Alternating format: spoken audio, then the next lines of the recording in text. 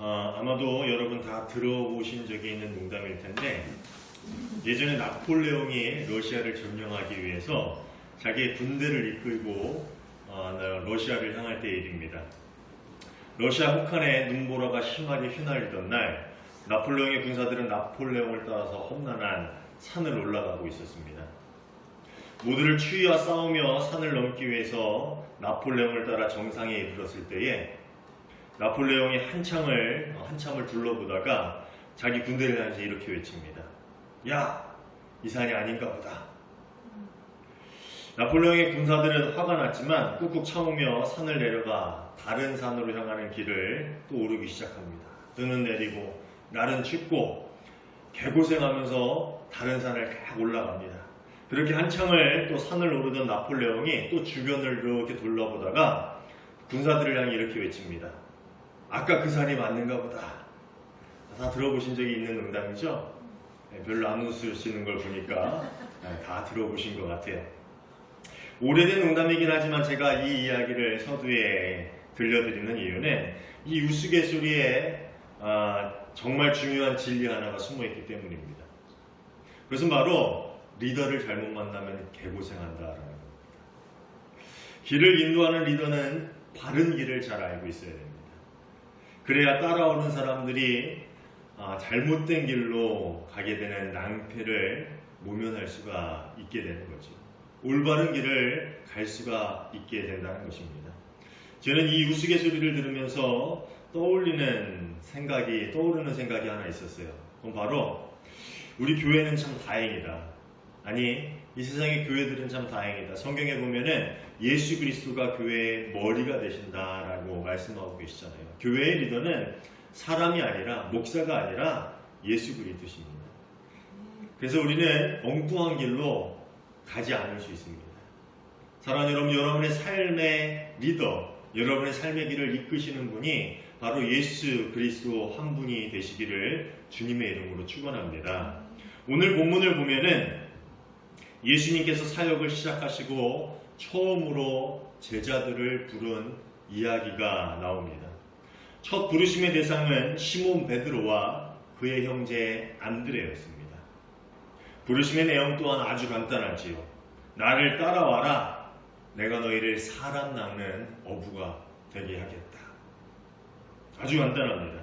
그리고 그렇게 그 간단한 부르심 가운데서 베드로와 안드레 그리고 야고보와 요한은 예수님을 따라갑니다. 성경은 그들이 따라가는 것을 부르시니 따라갔다라고만 기록하고 있습니다. 마태복음 4장 역시 마가복음과 동일하게 간단한 내용의 부르심과 그들이 따라갔다라는 그러한 기록만을 우리에게 전해주고 있습니다.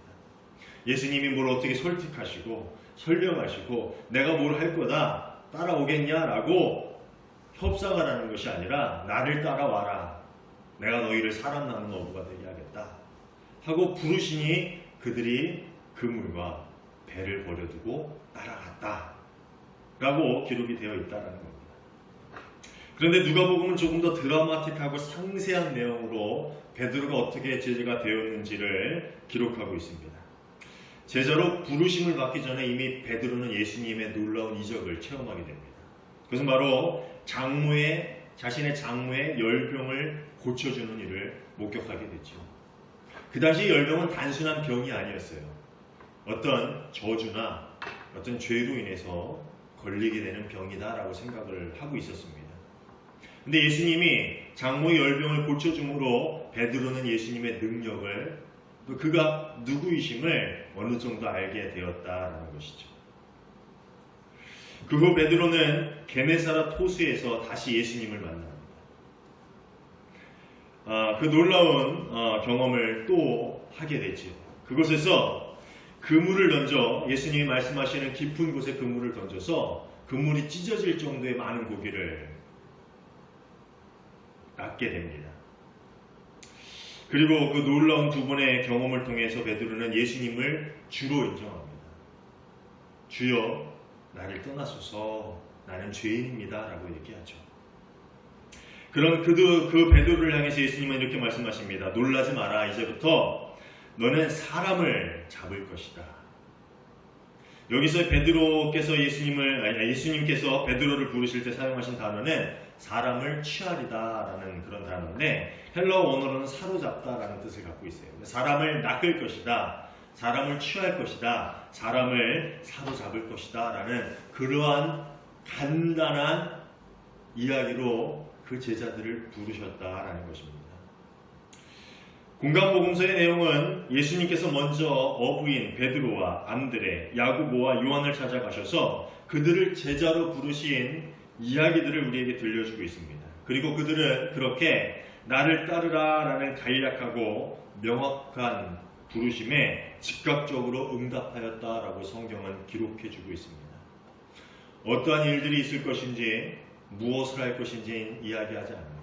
그냥 나를 따라라, 내가 너희를 사람을 낳는, 사람을 취하는, 사람을 사로잡는 그런 어부가 되게 할 것이다. 그런 일을 너희에게 시킬 거야. 그러니 나를 따라와라. 그런 간략한 그리고 명확한 부르심에 그들은 즉각적으로 응답해서 예수님의 제자가 되었다는 말입니다. 그들은 앞으로 어디로 갈지를 알지 못했으며 단지 너희는 이제 사람을 거두는 일을 할 것이다 라는 예수님의 말만 듣고 예수님을 따라 나섰습니다. 그들은 그게 무슨 말이라고 생각을 했을까요?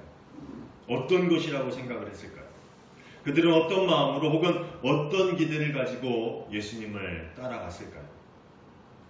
성경은 그들의 생각이나 그들의 마음을 상세히 기록해 놓지는 않습니다. 그들이 어떤 계획을 가지고 있었는지, 어떤 기대감이 있었는지 이야기해 주지 않아요. 단편적인 일화를 가지고 그들의 마음을 짐작해 볼 수 있을 뿐입니다. 마태복음 20장 20절과 21절을 보면은 야고보와 요한, 첫 제자로 부르심을 받은 두 사람이죠. 그들의 어머니가 예수님께 와서 이렇게 간청을 합니다.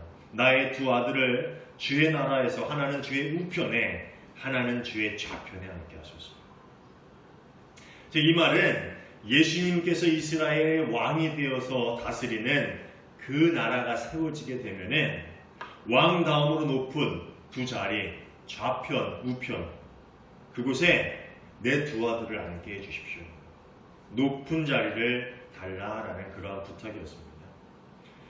비록 야고보와 요한이 직접 이를 구하지 않았지만 아마도 제자들의 마음속에는 이런 은근슬쩍 기대하는 마음이 없지는 않았을 것입니다. 많은 이들도 그것을 기대했고 또 예수님의 제자 또한 그것을 모른 채 따르지는 않았을 것이다 라는 말이죠. 그도 그럴 만한 것이 그들 눈앞에 보이는 예수님은 놀라운 분이었습니다. 놀라운 이적을 일으키는 분이었습니다. 귀신을 쫓아내고 병을 고치고 5,000명이나 되는 사람들을 보리떡 2개와 물고기 5마리죠. 거꾸로인가요? 보리떡 5개, 물고기 2마리로 먹이시는 그런 놀라운 일들을 보여줬기 때문입니다. 또 예수님이 가시는 곳에는 수많은 군중이 따라다녔습니다.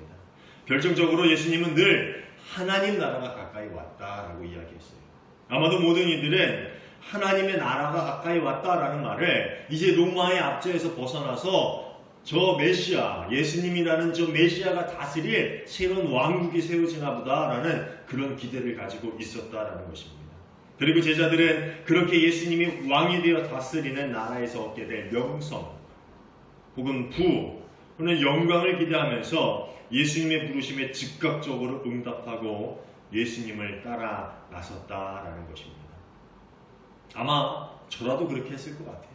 저라도 예수님을 따라 나섰을 때 그런 기대감을 가지고 갔을 것 같다라는 생각을 해봅니다.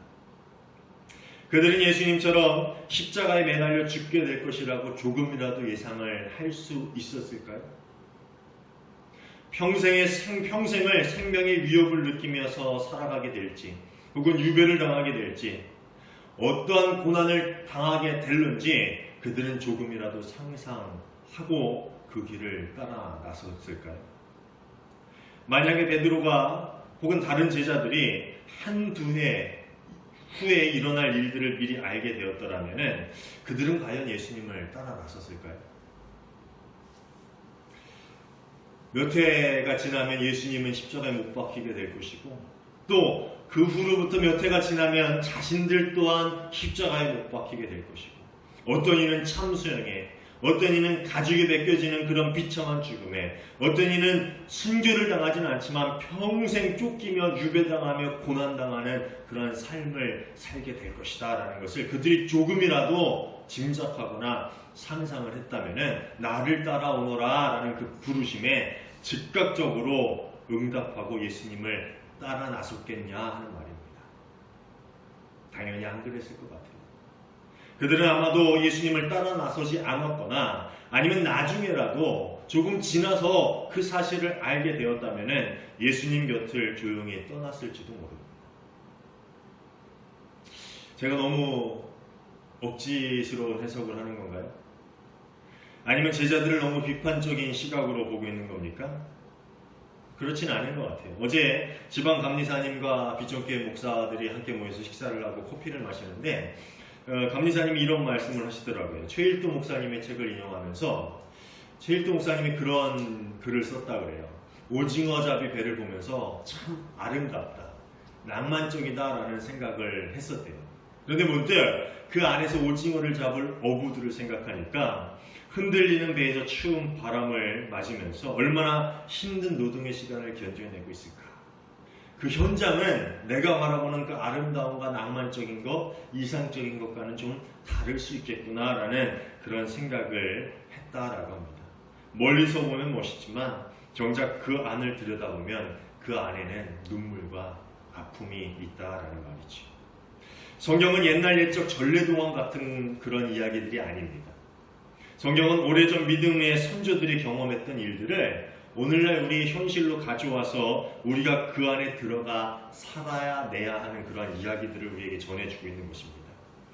예수님이 부르고 제자들은 그저 순종하며 따랐다로만 끝나는 단순한 이야기가 아니라는 말씀을 하고 있는 것입니다. 그 성경의 자리로 들어가서 우리가 제자였다면 과연 어떠했을까라는 것을 고민해보자라는 이야기죠. 과연 우리는 어땠을까요? 예수님을 따른다는 것이 어떤 것인 줄 알았다면, 아니 십자가의 삶, 십자가의 길이라는 것이 정말 어떤 것인지 진심으로 알았더라면 예수님이 나를 따르라 라고 말씀하실 때 여러분은 아멘 하면서 즉각적으로 예수님을 따라 나설 수 있겠습니까? 만약 그럴 수 있다라고 하시면은 여러분 훌륭한 분이에요. 제 설교를 들을 필요도 없을 것 같아요. 여러분 그러세요? 그런데 저는 아니었습니다. 저는 20살에 예수님을 만났습니다. 20살에 예수님을 만나고 은혜를 받고 신학을 하고 목사가 되겠다라고 마음을 먹었던 계기가 있는데 그 은혜를 받았을 때 그 주에 부흥회를 했습니다. 목사님 이름도 안 까먹어요. 양원성 목사님이라는 분인데 같은 양씨여서 더 좋았던 것 같아요. 그런데 그 목사님이 왜 이렇게 멋있어 보이는지 몰랐어요. 그래서 그때 나도 저렇게 멋있고 보람 있는 삶을 살아야겠다라는 마음을 먹고 신학대에 진학을 하게 되었습니다. 만일 목사가 돼서 이렇게 개척교회 목사로서 살아가는 것이 얼마나 고된 일인지 알았더라면 아마 한 100번 정도는 고민했을 것 같아요. 또 목회를 하다가 한사람교회를 떠날 때 그때가 기억이 납니다.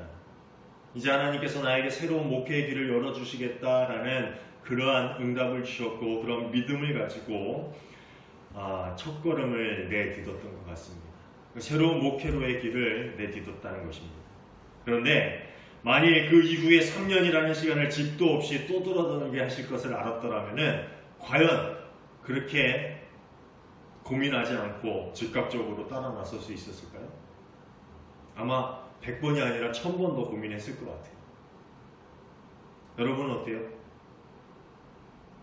내가 따라 나서자고 했을 때 여러분 오셨을 것 같아요?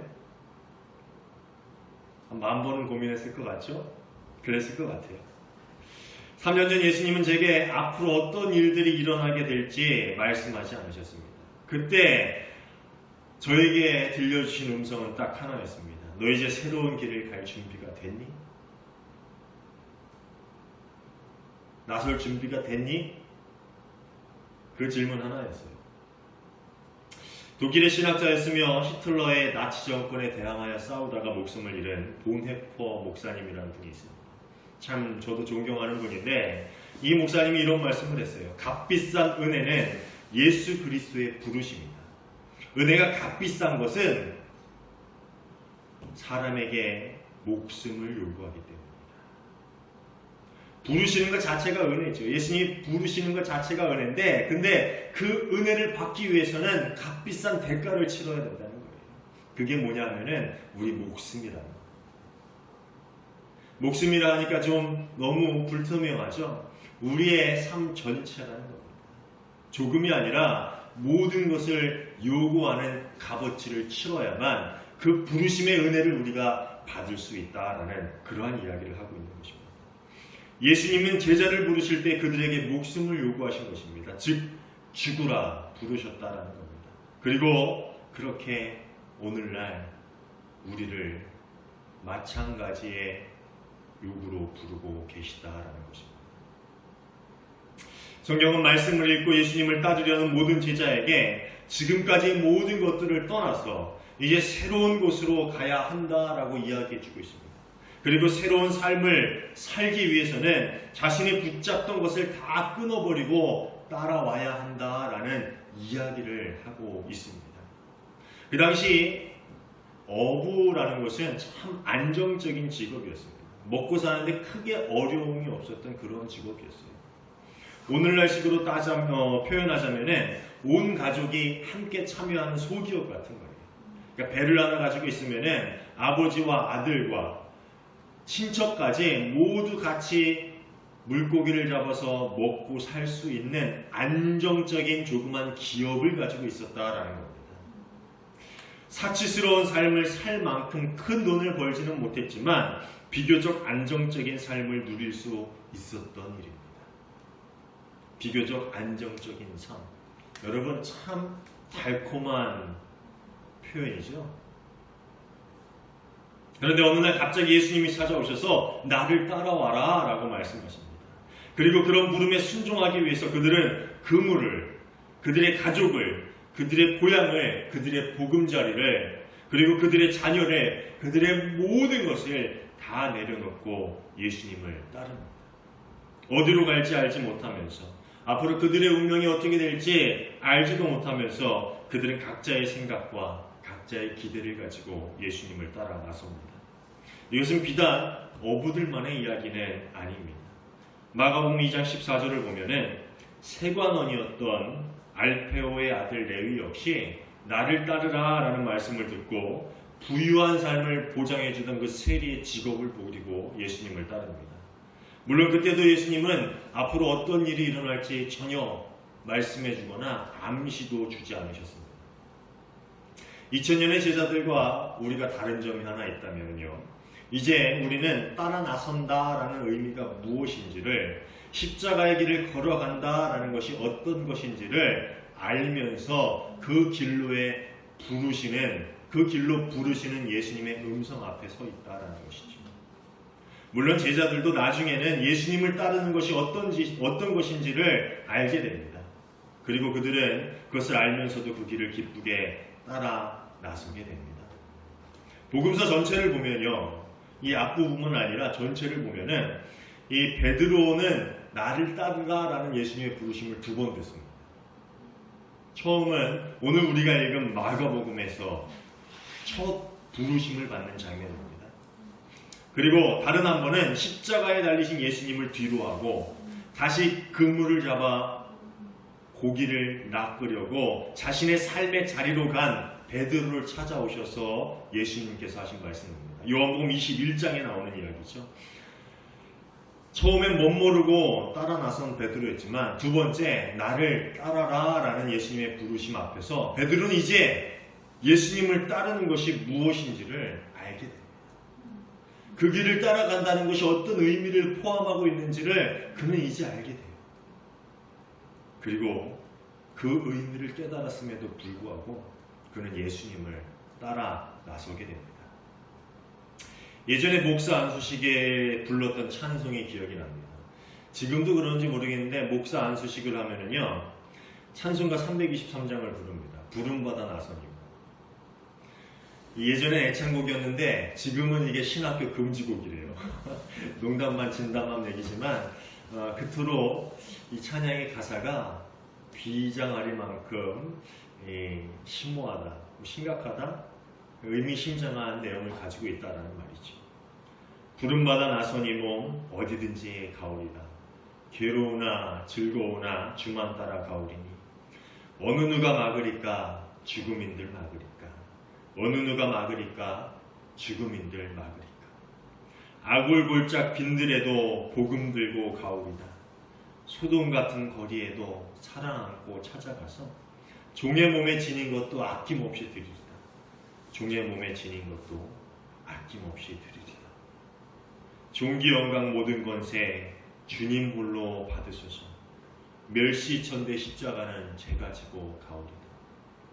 이름 없이 빛도 없이 감사하며 섬기리다. 이름 없이 빛도 없이 감사하며 섬기리다.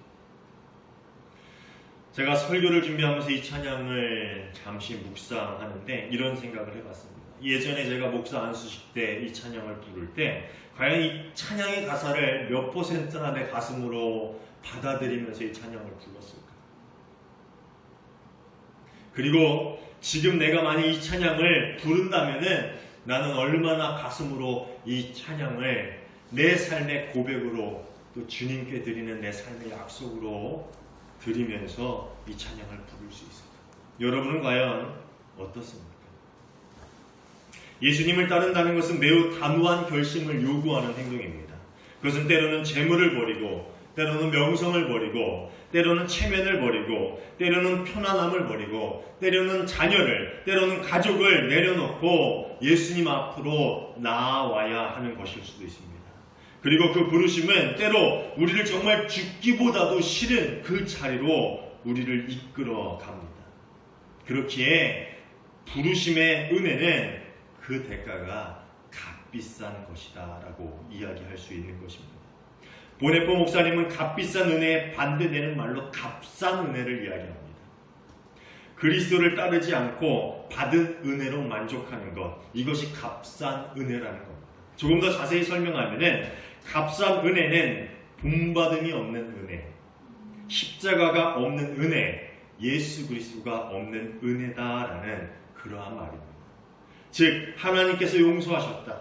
우리 죄를 용서하셨다. 믿기만 하면 구원 얻는다. 믿기만 하면은 복 받는다. 거기서만 그치는 은혜, 그걸로 만족하면서 신앙생활하는 은혜는 값싼 은혜라는 거예요. 사랑하는 여러분, 오늘 우리는 어떤 은혜를 구하고 있습니까? 제자들은 처음에 값싼 은혜를 꿈꾸면서 그 값싼 은혜를 기대하면서 예수님을 따라왔습니다. 그래서 그들에게 요구하는 값비싼 은혜의 부르심 앞에서 그들은 십자가를 뒤로하고 각자의 삶의 자리로 돌아갔던 것이죠. 그러나 두 번째 부르심 앞에서 그들은 달라졌습니다. 그들은 이제 그들이 어떤 길을 갈지 짐작할 수 있었습니다. 아니, 알 수 있었습니다. 보고, 배우고 예수님의 말씀으로 들었기 때문입니다. 요한복음 21장 18절부터 19절은 이렇게 이야기하고 있습니다.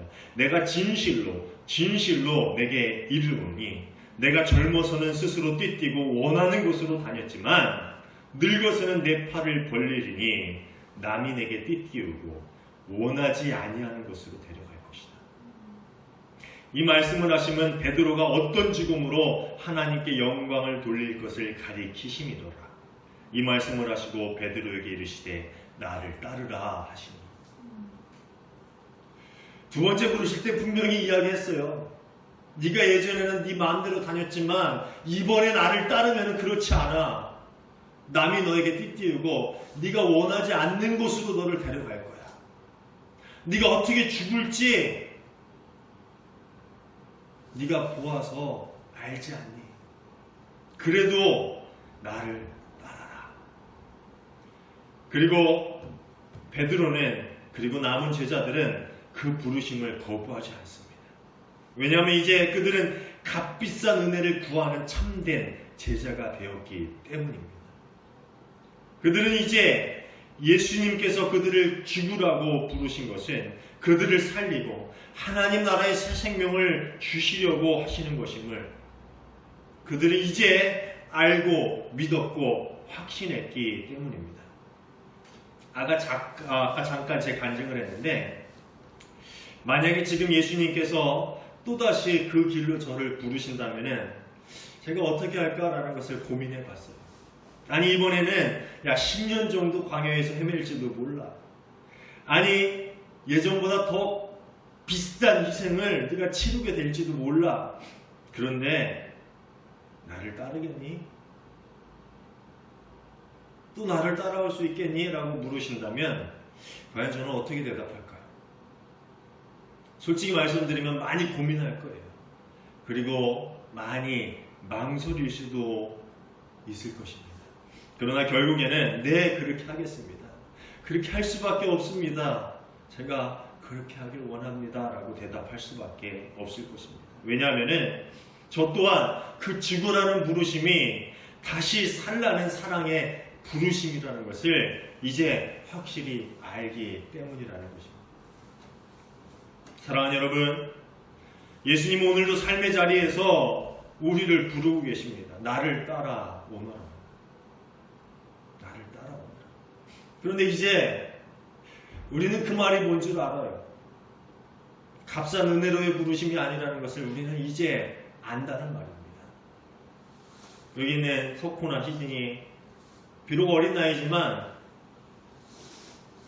여러분들 이제 알 거예요. 나를 따라오너라 라는 예수님의 부르심이 어떤 부르심인지.